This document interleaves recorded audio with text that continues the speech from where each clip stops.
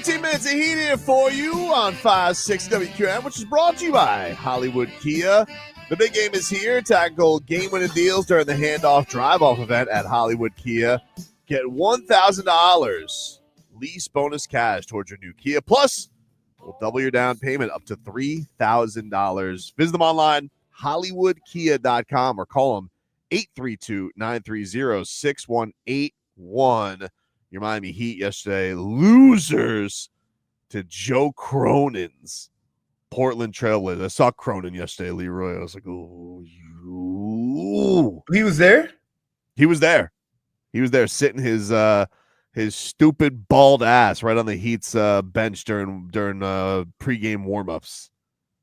You know, basking in his own filth. This mess that Cronin made, burning the Miami Heat franchise to the ground.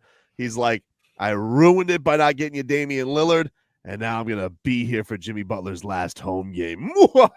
We should have traded Jimmy Butler for Damian Lillard. Damn. Yeah, I mean, maybe. But no, you wouldn't. First of all, under no circumstances would Tobin have done that.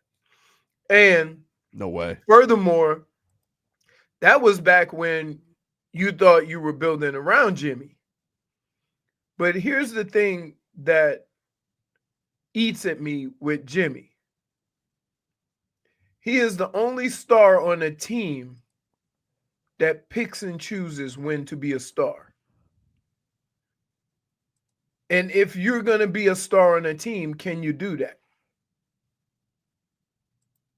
Because we've had this conversation a couple of years now where you've said to me, just wait till the playoffs, just wait till January. And I'm like, can the star of your team pick and choose when to be a star? Because everybody in that building is depending on you to be that star. They're paying you to be that star, not to pick and choose when to be it. Well, the new star is Kelel Ware, who had an incredible dunk in the first quarter yesterday. This was Jason Jackson yesterday on the Miami Heat audio experience. Oh, here he comes! Right hand hammer off the beautiful feed by Duncan for Kelel Ware. My goodness. To have that much power to spring when he strides so far is astonishing. Yeah, he got up, dude. That was, woof. He's very athletic for a 7-footer. Yeah, he's very athletic. Very athletic. Very impressive. I'm really curious to see how he deals with, because he got Lopez Wednesday, tomorrow. No, wait. Yep. Tomorrow. You got Lopez tomorrow, and then you got Giannis. And they are two different animals there. Lopez will kind of have you out on the perimeter and try to clean up the paint. So I'll be curious to see how they mix this up. It'll be an interesting matchup for sure. Right. It'll definitely be an interesting matchup, and especially, you basically can have Bam focus on Giannis for a matchup like this with Kelel doing it. It didn't go great yesterday. I mean, to be honest with you, Bam started off. Offensively he looked decent. He had his jump shot going yesterday, but they got. I know that the Blazers were Ayton. Yeah, dude. Ron Rothstein apparently. I didn't see it on the broadcast, but I saw Barry Jackson tweet out that Ron Rothstein called the team soft. Ayton's out here. Right. He's not known. He's not known as a dominant big. No, definitely not. A skilled guy, but like maybe one of the slowest motors in the league. Right. That's the thing that he's known for. So, look, if you've been wanting this and you're Bam Adebayo, I understand that Kelel had some mishaps with maybe misjudging when to jump and when to block and all that type of stuff. But you got to go be a piranha on that perimeter now, man. Like this is what you've been waiting for. So it's all things that here's what I would say. If he had been playing since the beginning of the year, we would already be past this. And now there's some on-the-job training that's required that you have to get a physical feel for to understand, when to go and help, when to guard the rim, how to get your footing against somebody like Ayton, how to handle somebody like Giannis or Lopez. You're only going to learn how to do this. You can watch as much film as you want on an opponent, but having that opponent stand in front of you is a whole different story. I don't care that you know what he could or couldn't do. So I think now that he's getting some consistent minutes, we're kind of witnessing his growth on the fly because there is no. Yeah, it's crazy. You've gone from, getting 18 minutes, maybe 20, and then he's gotten I think he got 39 yesterday, 34, right. 39 back-to-back games. So yeah, it's definitely, you're right. Like there's going to be, and look, they kept playing hard. They did make a nice run there in the fourth quarter. Duncan Robinson, dude. I mean, what can you say about him? He's been fantastic, especially these last couple of games, but you just Jimmy Butler circumstances aside, no Tyler Herro. I get it. There's a lot of there are things going against you, but man, the Blazers are terrible, and you've now lost on your home floor to the Blazers and the Utah Jazz in the last month. These are two. I would say this: they have a bad record, but please don't ever forget they got NBA players too. So they got 15 guys that are in the top 1% of that. Fine. That league in the world. So, and the thing about basketball, I don't care how good or bad your record is. If you get hot, you could beat anybody. They didn't miss for a stretch. I know, it was crazy. So that's the NBA though. Those are NBA players. We've watched some of the most random guys shoot threes and make 90 of 100. We've seen that board in the locker room. You're like, he made 90 of 100? Yes. The Heat didn't have Tyler yesterday, who was out with a tight groin. Birthday celebration? Day after his birthday. He was in South Beach for his birthday. I have eyewitness sauces. Accounts. He and his wife and friends were out there. So look, but I mean that doesn't have anything to do. That's what you should do for your birthday. Yeah. He said he's going to be good to go on Thursday. I think they kind of took liberties and are like, probably could have gone, but it's the Blazers. Let's see. Tyler hasn't missed a game all year, but Spo, whenever a guy is missing, if you want to talk about how important Tyler Herro is and what a year he's having, Leroy, let's do a fake Spo. Spo, you didn't have such and such tonight. How do you guys think you handled that?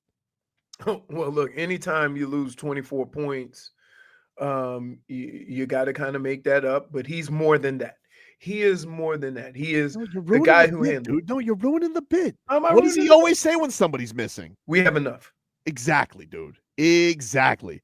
But to show you how growth of Tyler Herro, now all of a sudden he goes, whew, well, we didn't have him. Yeah, that's a problem not to have him. I know you go with who you have, but how do you think the offense, since it was the first time this season without Tyler? That is really tough to evaluate.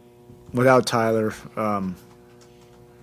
and just our overall intentionality was not at its highest level. Have to look that one up. Intentionality. He can't just be adding stuff on the end of words to make it sound. It's a big word for me, dog. That's a big word for me, dog. So, here's the problem. I'm gonna do a Tobin here. Listen to the way he talked about Tyler being out. And let's go back in the Wayback Machine to how he talked about when Jimmy was out. And if you play some of that, you'll understand where the frustration started building. For sure. Because his attitude about when Jimmy missed games is totally different. Like he basically, woo, Tyler's out. He would have never done that. Nope. And this was him yesterday. He was asked about Jimmy a little bit from Ira. And, he's like, I'm not going to give you what you – I was like, what? Will take over and do a little bit more. Jimmy's effort tonight seemed a bit languid. He wasn't there on the floor at the finish. How are you working through this level of Jimmy that you've gotten since his return? It is. I know what you're trying to get out of me. You're not going to get anything worthwhile. It was. It just was not a very inspiring, first 3 quarters. By the whole group. So it's tough to pinpoint one person in that. I was subbing, getting it deeper into the rotation. Just nothing really seemed to take hold until we got to that last group. That was probably the most inspiring group, and I believe Pell got that steal. That was an opportunity to get it to 5, and that was finally the building was moving and shaking a little bit, and that was because of what the guys were doing on the floor. Yeah, that building was dead yesterday.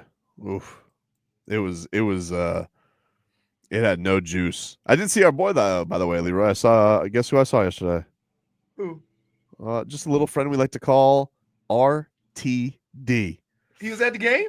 I saw Robbie. Robbie had great seats. Him and SDI. I saw them.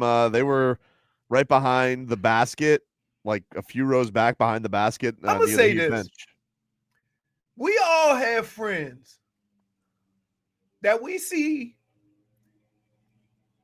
at places in the world. And the first question that comes to mind for me is, the hell does he do for work? Right?